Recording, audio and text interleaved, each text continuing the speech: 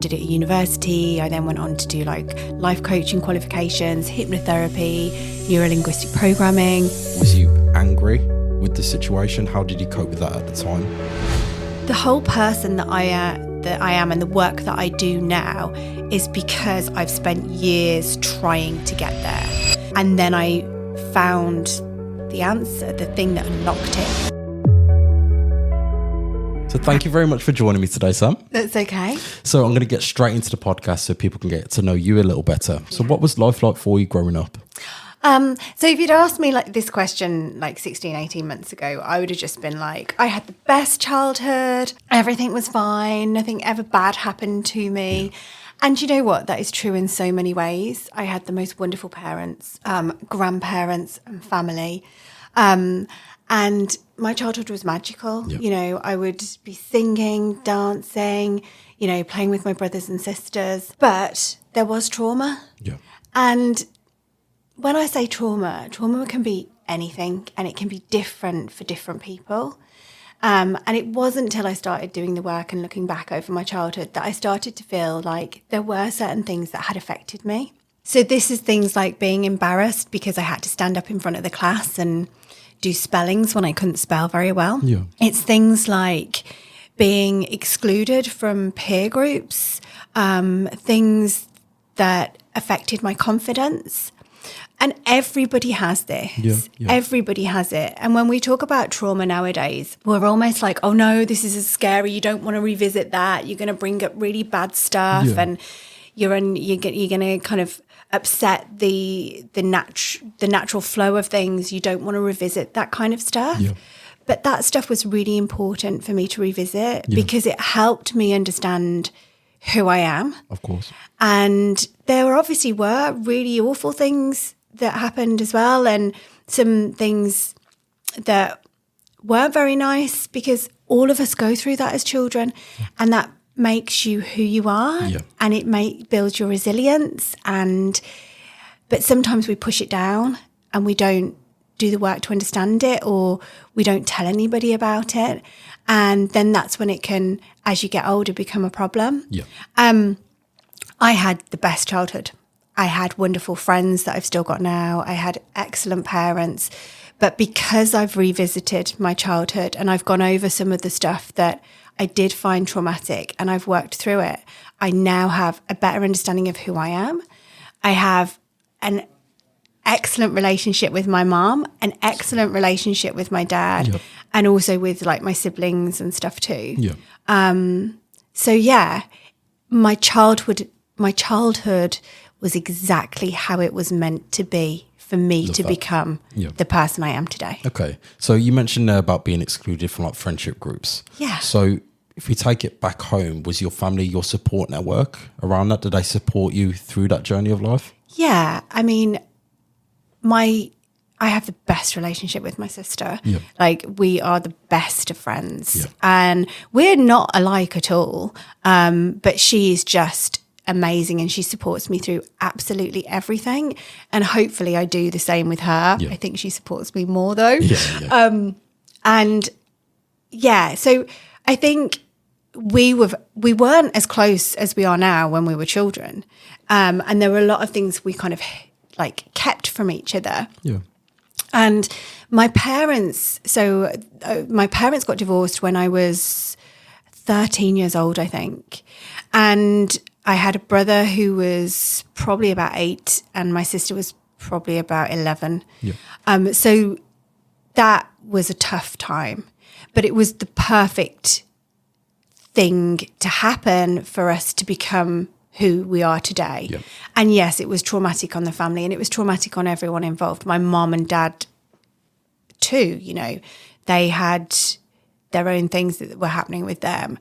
And in your teenage years, you know, you're quite sensitive, and you don't always explain what's going on in your life and your feelings and your thoughts.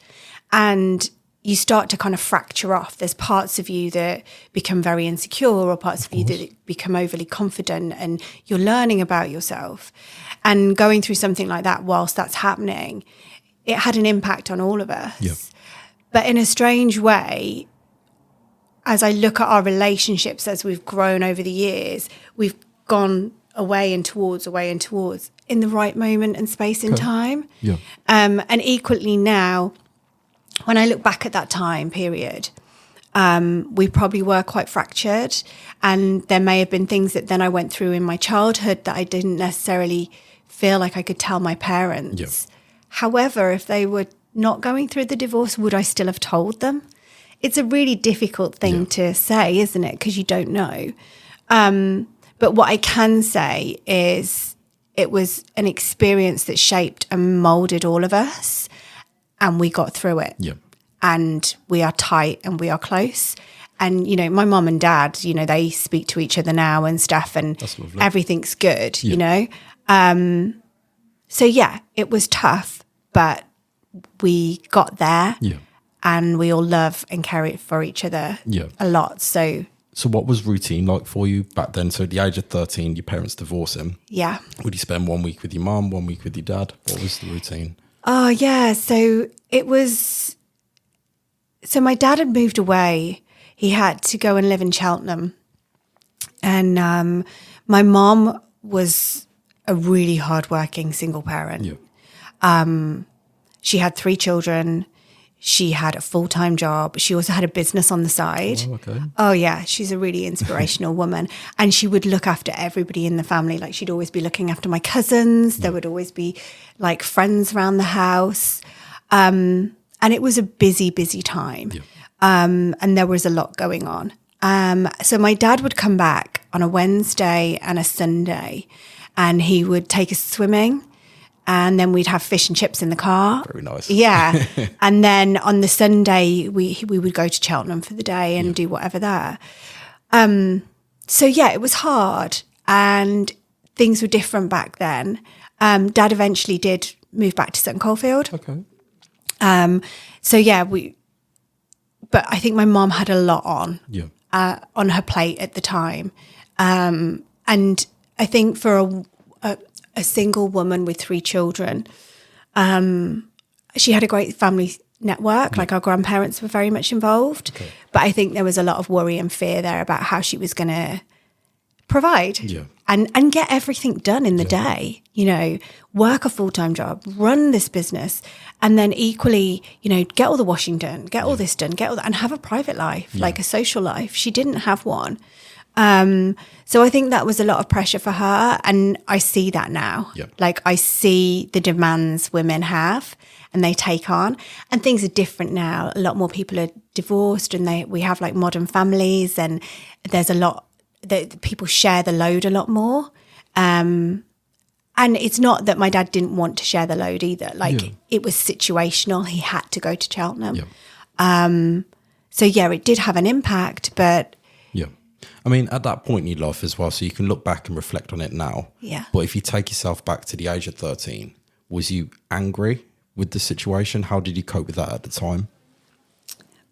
I buried my head in the sand. I wasn't angry. I remember getting sad once, like really sad, really crying. And I remember like seeing my dad really upset the once as well.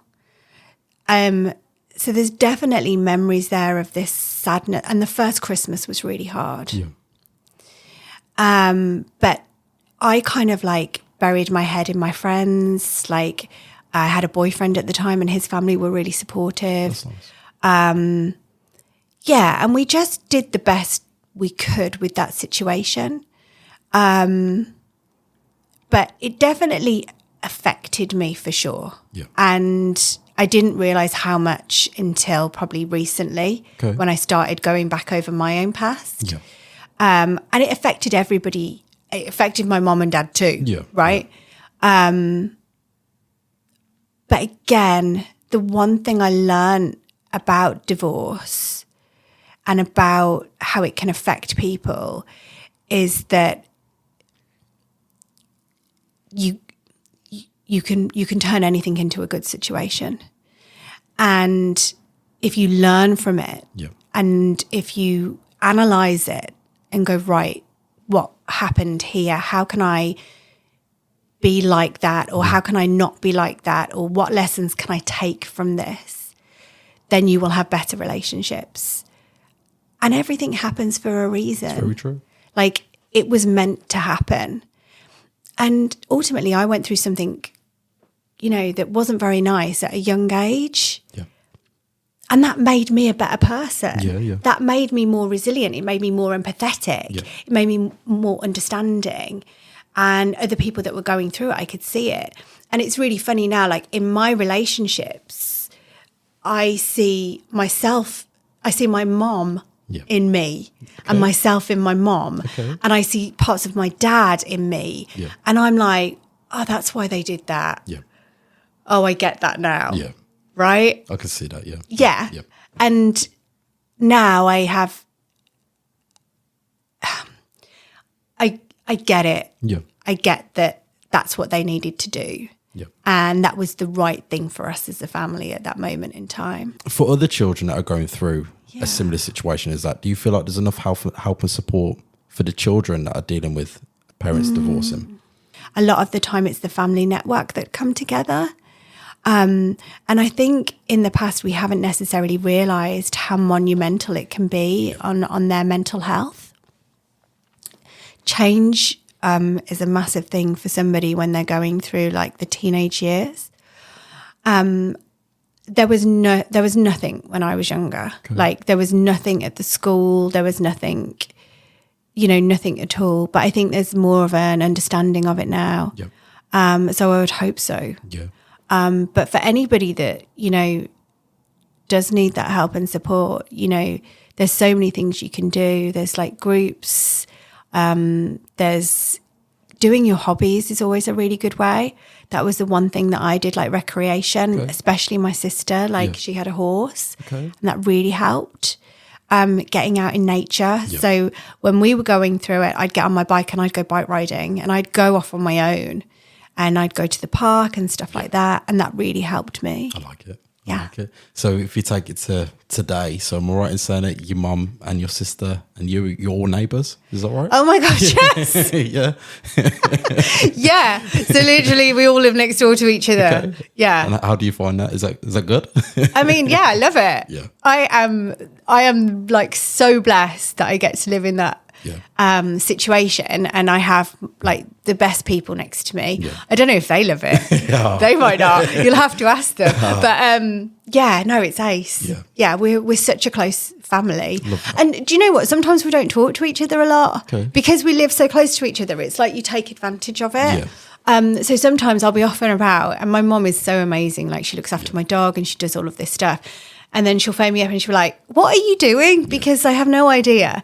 And I'm like, oh, sorry, Mom, I'm just this. She's like, well, I'm still looking after your dog. I'm like, sorry. No, that's not and then we'll have a catch up and it will all be okay. But that support network, it's funny. Yeah, it's funny. We are so close. And like, sometimes we don't even realise it. Yeah. No, that's lovely. Was your mum a role model for you growing up as well? Oh. So a lady who has her own business, who's juggling this single mother life.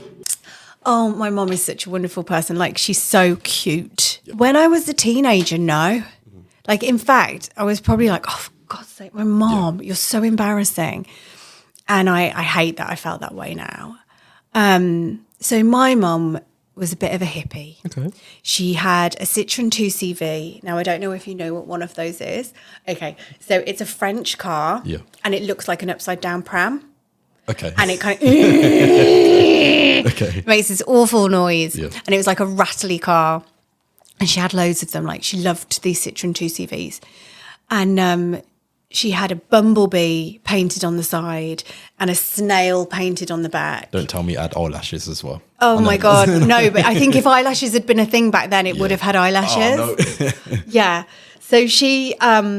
So when I was a teenager, I was like, oh, for God's sake, like, why can't we just have a normal car? Yeah. Why can't we just live in, like, a normal situation? Like, all my friends who have got, like, mom, dad, like, everything normal. And so I think, no. And I because she was working so hard, I didn't understand. Yeah. So she used to, the business that they had was a family business.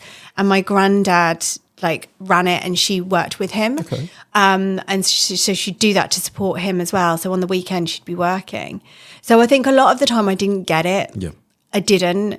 And actually, it wasn't till really recently where I was like, oh, do you know what? You're an exceptional woman, and I'm really sorry. I've caused you a lot of pain. Yeah.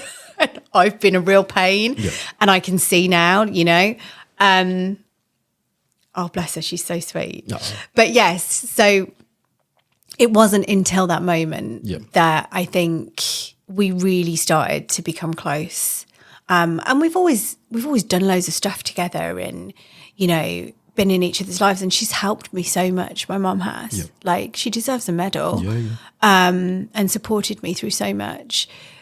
But it wasn't until recently, and again, that's me revisiting, patterns that I've done in my life, things that have happened to me, and doing my own work. Was there like a turning point for you to be able to say to yourself, right, I'm going to take myself out of this situation and look back and reflect on my childhood?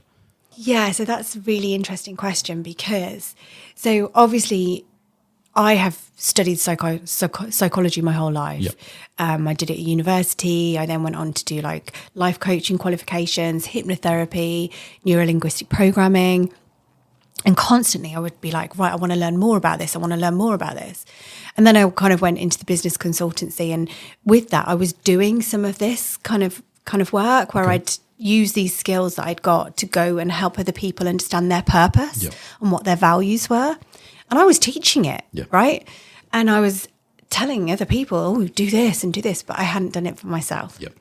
And I got to a point in my life where I wasn't happy with who I was. I was in a low. And I woke up one day and I was like, I need to do something about this. How do I do it? Yeah. I'd had life coaches. I'd had therapists. I'd tried all of those things. And they'd all helped me at that point in time, but I hadn't been ready to go where I needed to go. Okay. So I did it. I did everything. I employed a life coach, a psychotherapist. I did somatic healing. Yeah. I went to breathwork coach in London, yoga, meditation. I did anything you possibly can to learn more about yourself. Yeah. And I'd read loads of self-help books, and I'd been doing meditation for years. But I just needed in that moment for all of this to come together. Yeah. And that's when I started doing it. Everything that I was preaching, I started to practice. Yeah. So I then was like, right, what would I say to a client? Yep. A lot of journaling. I did a lot of journaling. And it was a time in my life where then I was like, right, I am going to become this person I'm really proud of. Yep. And I started to make the shift. I like it. And if you don't mind me asking, was this recently? So I think what happened was it was probably about, about June last year. Okay. So not last June, the June before. I was just going through a really tough time in my life, and I probably had a bit of a breakdown. Yeah. Well, I did. Yeah. I had a breakdown. I woke up. I'd been out with a friend the night before. We'd had some conversations and we'd just been chatting and stuff. And she'd been through a lot herself. Yeah. And we were kind of talking more about her stuff. And as we were talking about her stuff, I started getting like a real bad ringing in my ears and a big throbbing in my head. And I thought I was going to be sick. And I've never had a physiological response like that from somebody talking to me. And I was like, God, that was weird. And I went to the toilet and I was just like, I just needed the loo. And I kind of came back. And then I went home and I woke up the next morning and I was having really intrusive thoughts. Right. To the point, there were suicidal thoughts and I was low. Yeah. And I didn't know what to do. And I'd had all of this experience. I'd been to university, I'd studied psychology, I'd worked with people, I'd done retreats, I'd gone on so many different things where I'd in charity work I'd done, but I really didn't know what to do about myself in that moment. Yeah. And what was happening was I felt so much shame. And bear in mind, I live next door to my sister and my mom, right? Yeah. So your logical mind is like, get up and go and speak to your sister and your mom. But there were things that I were harboring inside me that I felt so much shame I couldn't tell anyone. Yeah.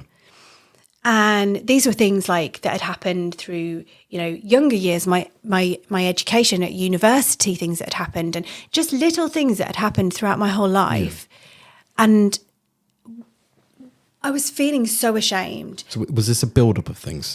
This was a build-up of a number of things that had happened over time that I'd kept secret. Yep. And that's a thing about shame, right? Yeah.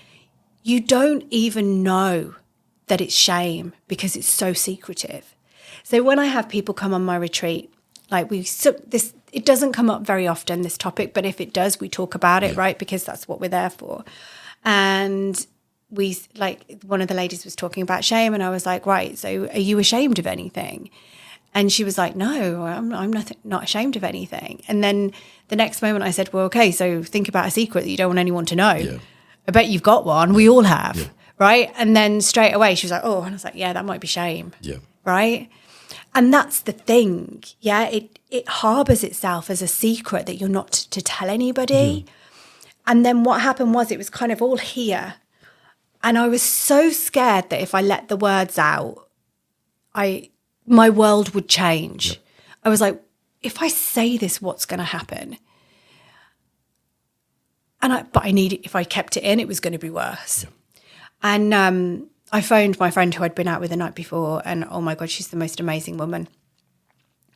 I just said, look, I need to talk about something. And I didn't even really know what it was. Okay. And at that moment in time, I didn't fully know what it was.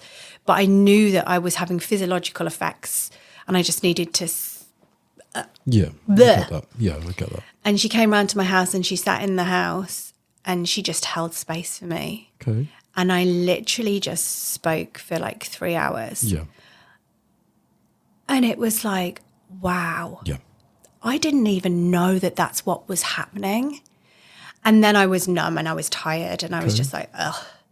And then I was like, right, now this is when I go on this journey. Yeah. And I am going to find out everything I need to know about this and why this has happened to me. Because if it's happening to me, it's happening to other people. Yeah. And I want to make it better. So for other people in a situation like that have had a lot of past experiences, past trauma, we'll call it, as a build-up, but they feel like they're not willing to open up to other people. Yeah. What advice would you give them if they feel like they can't have a conversation with others? So first and foremost, I'd say they probably don't know what the trauma is. Yeah. And again, it can be anything. Yeah. And it doesn't matter. There's no baseline. If it's your trauma, it's your trauma. Yeah. But what I would say is if there is a build-up, if you do not feel like you are being who you should be, if you are having intrusive thoughts, if you are feeling, low, suicidal, if you are numbing yourself with alcohol or drugs, then find somebody to talk to. Yeah. Find a specialist, find someone like me, because we can hold that space for you and we can ensure that you are able to articulate it in a safe place. And the funny thing was about my journey, right? So I was so petrified that if this stuff came out of my mouth, it would change my world. Yeah. It made my world better. And eventually I spoke to my mum about it and my dad about it and people about it. Yeah. And I became lighter. Yeah. And people started to like me more. And nothing bad happened. Yeah. Like nothing. Only good came of it. And it was just the release that I needed. I needed to say this happened and this happened and this happened. And I don't think I've processed it. Yeah. Yeah. And I needed somebody to hold space. I was really lucky I had that good friend. Not everybody has that, right? Yeah. And actually, I probably would have tried to go to a professional, but it needed to come out there and then. So would you say anxiety was a big factor of that as well? Was it your own mind thinking, all right, other people aren't willing to accept what I'm about to say? Do you feel like anxiety played a part? Yes. Yeah, I was having severe anxiety. But I wouldn't say my anxiety was because of what I had been pushing down. Yeah. I would say my anxiety was because I wasn't focusing on what I should have been focusing on. Okay. And I couldn't focus on what I should focus on because of this stuff holding me back. Yeah. And so it was a pattern. It was a cycle. And what was happening was I really needed to become the person, and I had purpose. Yeah. And I wasn't able to fulfill my purpose because I had this stuff that was holding me back. And I had done everything. Yeah. You know, in the past I'd done hypnotherapy, I'd done all of like loads of different therapeutic practices where I'd gone back and been like, why am I not fulfilling my purpose? Yeah. Like, why do I not feel motivated? Why do I not feel driven? Yeah. And don't get me wrong, I've had great opportunities and there's been a level of success there. But I didn't feel like I was getting or had the motivation to be the person that I wanted to be, or have the dreams and aspirations that I had. I wasn't motivated enough to go after them. Yeah. And I couldn't work it out. And it wasn't until I started doing this type of work and I managed to let that go. And I understood in that moment, shame and guilt, they're holding me back. Yeah. I've got to release it. Yeah. Because if I don't, I'm never going to be the person I want to be. And it was the second that I did that and started going on that process of trying everything, that then I knew, right, okay, that's what it was. Yes. And it wasn't going to go easily. I really needed to understand it. So and work at are it. you a believer as well that everything happens at the right time? So do you feel like that moment of your life was supposed to happen at that exact time? Absolutely. Yeah. Everything happens in the right time and space. The whole person that I am and the work that I do now is because I've spent years trying to get there. Yeah. So I can now coach people about purpose, about values, about motivation, because for years I wasn't there. Okay. And then I found the answer, the thing that unlocked it for me. Yeah. And really worked. And now I incorporate that into my coaching practice. Yeah. And use that to help other people do exactly the same. Love that. So who is Sam today? Sam is so happy today. Just happy to be here. Love that. Like, I'm loving it. I made a decision that I was just going to do what brings me joy. Yeah. What brought me joy brings me joy. Yeah. And that is what I do. So first and foremost, when I first decided to go on this journey, I was just like, right, what I'm going to do is I'm only going to take on clients and I'm only going to do the work that makes me happy. Love that. And believe you me, I got offered work that wasn't going to make me happy, but was going to give me money. Yeah. And I needed that money, right? Of course. Yeah, of course. I needed that money. And it was really funny. So when I first decided to do this, I've got like two men in my life, my brother-in-law and my dad. Yeah. And I was like, I am only going to do stuff that brings me joy. Yeah. I'm only going to do work that brings me joy. And then I'd get offered these contracts or this other work. And I'd go to my dad and my brother-in-law and be like, well, they're offering me this. Yeah. And they'd be like, well, you know, you should really take that. Yeah. And I'd be like, no, I'm just not going to, it's just not making me happy. Yeah. Yeah. I was like, I could see their faces. They were like, who do you think you are? But I was dead set on it. And I couldn't. I had to do what felt purposeful and that would make me happy and that would bring me joy. Okay. And from that, I've kept doing it. And luckily enough, it's kept coming. Yeah. And that's equally with the stuff, you know, in my, you know, my hobbies and interests as well. You know, I'd gone through a big change and I was like, what do I do now? Who am I? Like, I wasn't drinking anymore. You know, was that an escape for you when you was going through this process? Drink? So I think I've always used alcohol to bury my head. Okay. It was a really good way of me escaping. Yeah. And I've always used it to build my confidence as well. Okay. So there were the two things that I used alcohol for. I wouldn't say I was an alcoholic as such. And I wasn't dependent on alcohol for my day to day, but it was having a negative effect on who I was. Yeah. And I'm highly sensitive, right? Yeah. And I like to feel close to nature. I like to feel like close spiritually. I like to have a clear head. And it was shadowing all of those things. And yeah, I think when I went through tough times throughout my life, I definitely drank more. Yeah. And I saw that in myself. And I saw that, you know, I wasn't drinking to celebrate. Okay. I was drinking because I was stressed or I was drinking because I didn't want to think. Yeah. I just wanted to kind of escape. And for me, giving up drinking was quite easy. Okay. I kind of got to a point where I'd made the decision. I was like, I'm not doing this anymore. And I just stopped. Okay. And then I say it was easy, and then I think about the last 12 months and everything that's changed in my life. So some people might say, oh, no, that was tough. But for me, it was just the right thing to do at the right time. And there's only been one time that I really wanted to drink. Okay. And I was like, I really want to go out. I really want to get drunk. I'm just going to go crazy. Yeah. And I phoned my friend, and she was like, well, if you want to, come on then. And I was like, no, I don't want to. No. Put it on you. But what I did is I took, I remember. So basically, what happened was I woke up the one day, and I was traveling up and down the country with work. Yeah. And I'd been drinking the night before. And I had a counsellor, and she was in the custard factory, and I'd go and see her every Monday. Yeah. This was on my journey. Yeah. And I got up in the morning, and I had a heavy head, and I was like, oh, I don't feel great. And I hadn't even drank that much the night before. Really, I hadn't. But it was affecting me.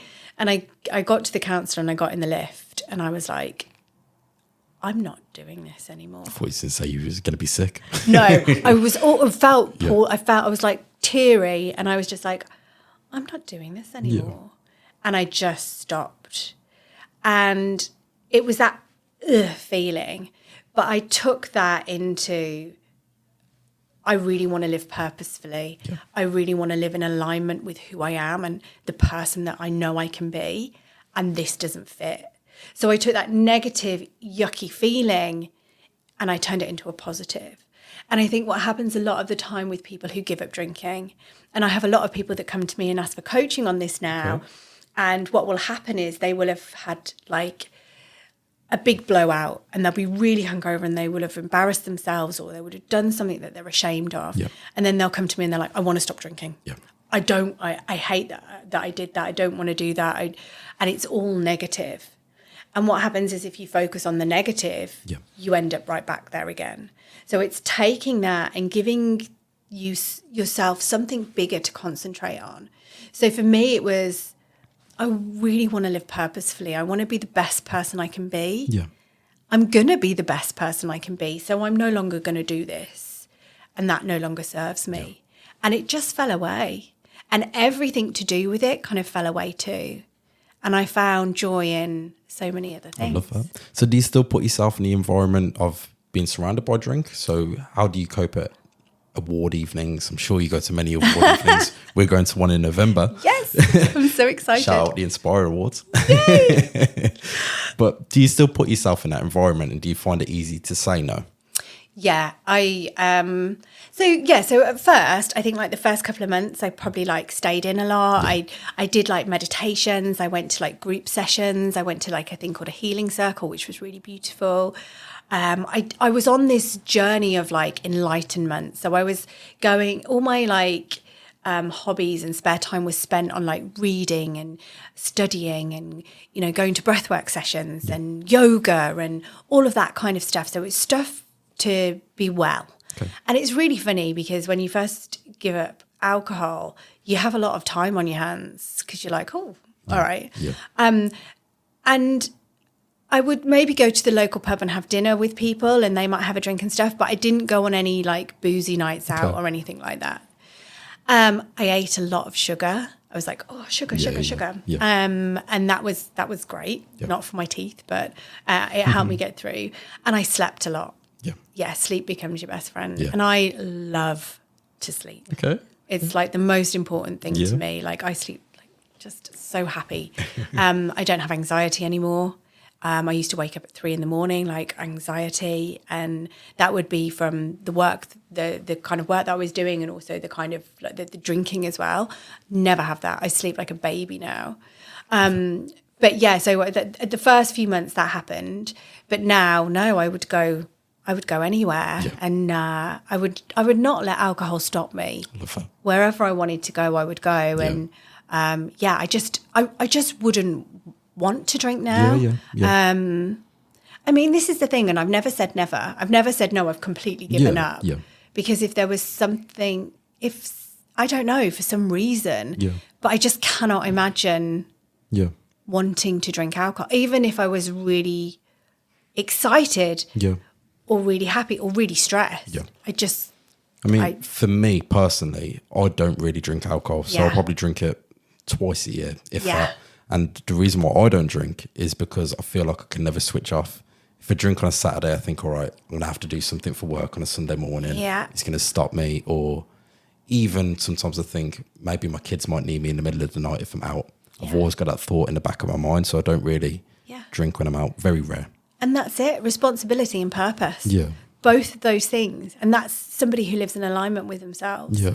You know, and you see a lot of people, I don't have children personally, but people give up alcohol because they want to look after their children. And that, you know, that if that works for them, that's great. Yeah. And my mom did. My mom never drank because she knew that she had children and she always wanted to be alert for them.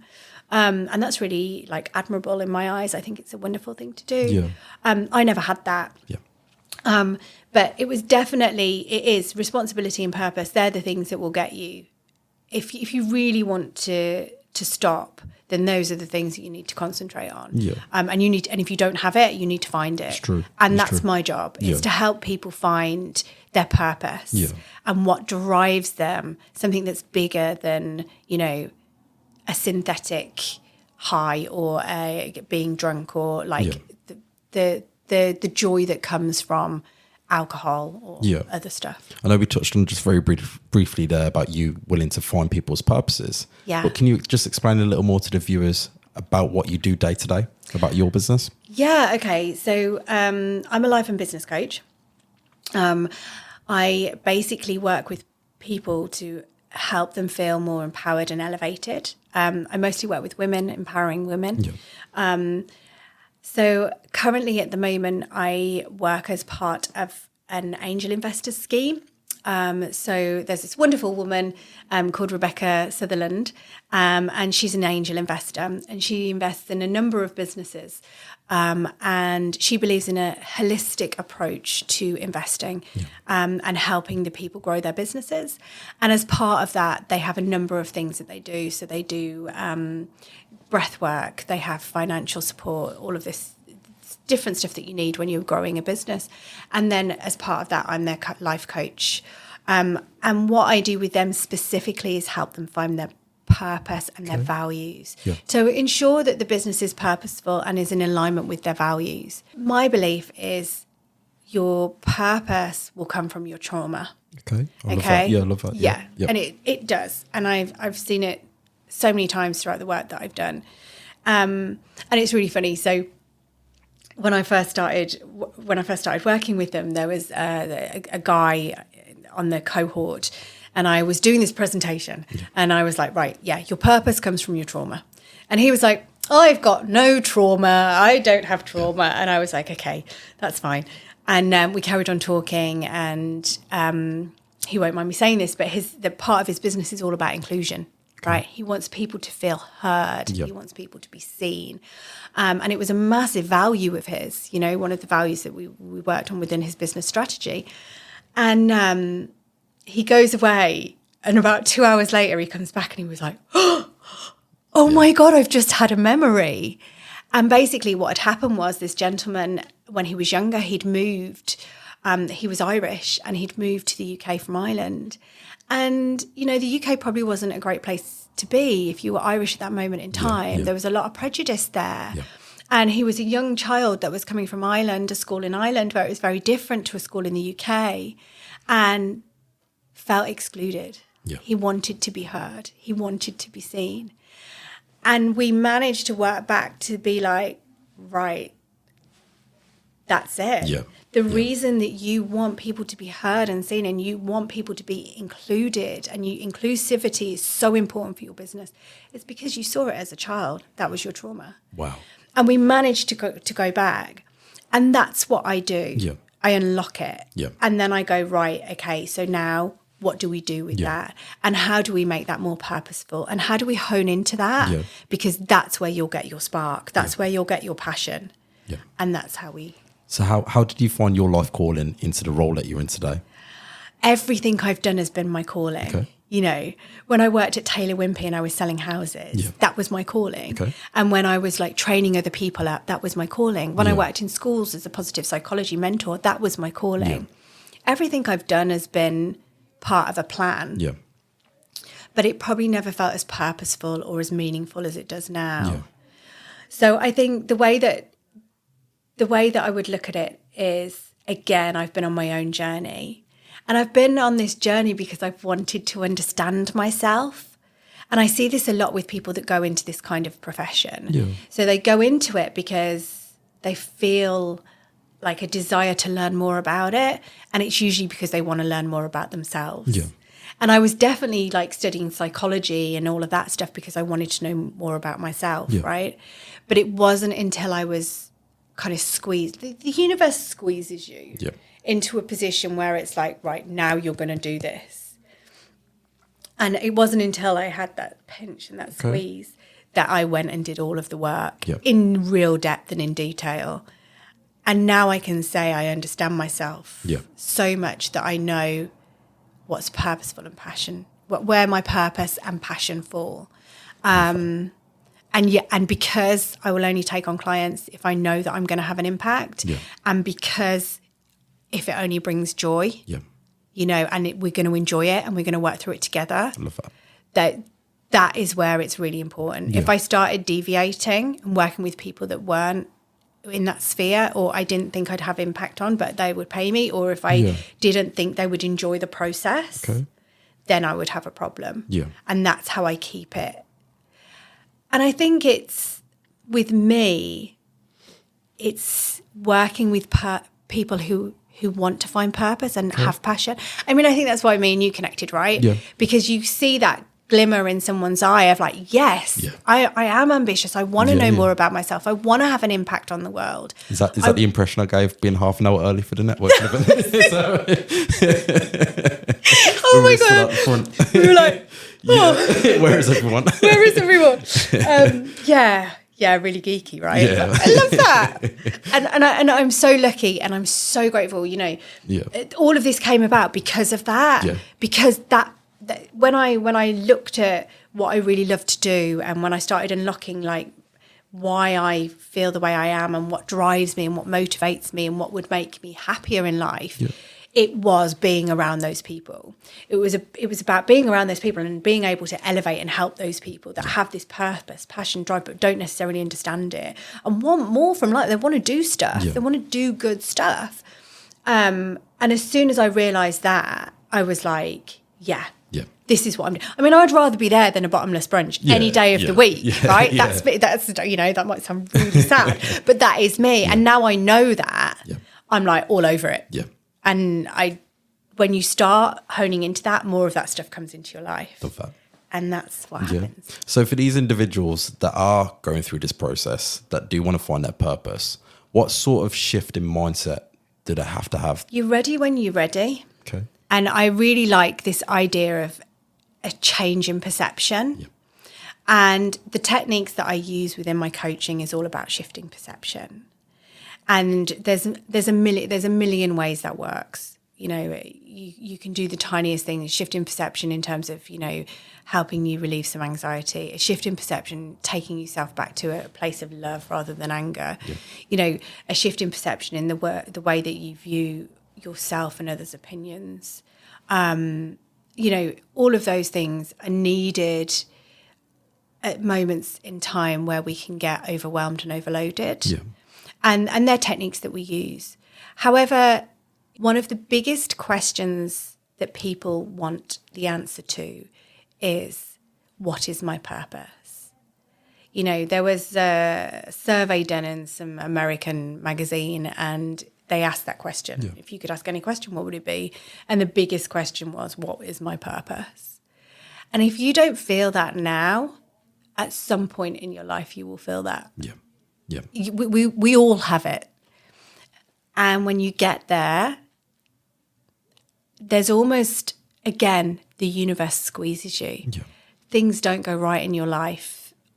You feel like incongruent, icky, I call it swirling. Okay. So you'll start to see things happening in your life. See, things aren't going right. Yeah. Or you can have good swirling as well. Okay. But like there may be like bad swirling that's happening. You just don't feel like you can get a break.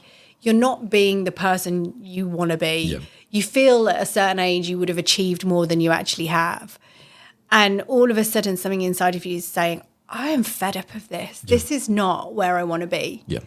And at that moment, there are people out there that can go, right, I can support you with this. And I can help you understand and help you lead the way. And that's what I do. So do you believe as a life coach, can everyone be helped? Or do they need to come at you at the right time of their life and on the right place of their journey to get the help and guidance from you to find their purpose? Yeah, everyone can be helped if they want to be helped. Mm-hmm. You will gravitate to the right person at the right moment in time if you ask for it and if you're open and receptive to it. Yeah. The right people will always come into your life if that's what you need. And you can, if somebody came to me and said, I really need you to help my son or my daughter, or I really need you to help my husband or my wife, I would speak to the husband and wife. Okay. And I would be able to work out whether they really wanted my help or not. It was really funny. So I ran a male retreat, an all-male retreat in January because I wanted to, I did it for me as well as the guys, and it was a wonderful experience. And, you know, we had some real transformation happen in that room. Love that. But it was really funny when I was trying to get people to come on it. It was really difficult. Yeah. And it was a hard slog. It was really hard work. Whereas with the female retreat, it's really easy. Yeah. Yeah. And I remember going to speak to a guy and saying, like, I really need help with the marketing. I'm not sure like what I should be doing here. And he's not a marketeer at all, but he was he works in the male sphere in terms of like therapeutic practice. Okay. And he was like, "Oh, you just need to speak to all the wives, and they'll say, and they'll say, oh, you need to go on this." And I was like, "No, I can't. I don't want to do that. I want men to feel safe, to come and say, yeah, I need this, to be able to like say, actually, this is going to be really good for me, and feel comfortable and be able to be vulnerable." I was like, I don't want women to have to push them into it because that won't work, and it doesn't. Yeah. And that's the thing. So there's no point in me trying to help somebody that doesn't want it. Okay. But everyone can be helped, but it happens at the right time and space for them. Yeah. Okay. And what's the plan for the rest of the year for you, Sam? Oh, wow. What are you working on? So I will still be doing my coaching. I'm doing a lot of traveling at the moment. So I've been in lots of different places because of what I do is online now. Yeah. So I do a lot of online coaching. So I've been trying that out because before I was kind of doing it at my own practice at my place.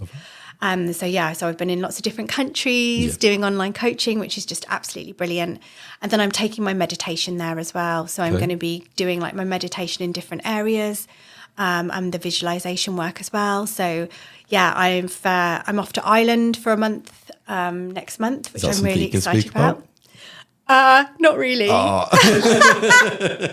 But I will be in a very spiritual place, which I'm really excited about. And it's just such a beautiful, beautiful place. And I'll be there for a whole month doing my meditations and my coaching. So yeah. Somewhere special. I love that. Yeah, I am. I'm really looking forward to it. Yeah. I've got my Sense and Serenity. So Sense and Serenity is an idea that we have a female networking group. And in that networking group, we do things differently. So we connect on another level. So we have a breathwork session, we have a visualization session, and we also have a meditation session, which I'll be leading the meditation session. And it's at the Compound in Water Street in Birmingham. We've got that on the 26th of September. So I'm really excited about that because that is women connecting on another level. And yeah, it's all about health and wellness and feeling good on a Friday evening. Then I've got my retreat. So we've got the Reset Refocus retreat, and that is happening on the 9th of January. That's nearly sold out now, actually. I think there's only a couple. Congratulations. I know. Congratulations. We sold that out really early. I know. I was like, what? This is awesome. Yeah, so we're doing that, and it's going to be bigger and better this year. It's all about elevation. It's all about confidence in women. It's going to be a really big party. So I've got that. And I've been nominated for an award. Congratulations. No. I did see. So the Lord Mayor's Awards ceremony, and that's on the 17th of October. Okay. So I'm coming back from Ireland for that. And I'm going to be there, which is at the Think Tank in Birmingham. And doing more of what I'm doing. Yeah. I'm helping people, in lots of different ways, find purpose, live in alignment, and much more coaching. Love that. How can people connect with you as well? So there's loads of different ways. I mean, you can find me on social media. I'm on Facebook, Instagram. Yeah. LinkedIn is probably the best place to find me. Yeah. I've got a website, which is www.samanthafaulkner.com. Yeah. And what's your Instagram? Is it Samantha Faulkner? It's Samantha, I think. Okay. So SAMIANTHA 1. Yeah. I'll leave that in the description as well. Oh, yeah. Thank you. No, that would be awesome. Yeah. So, on social media, you can find me.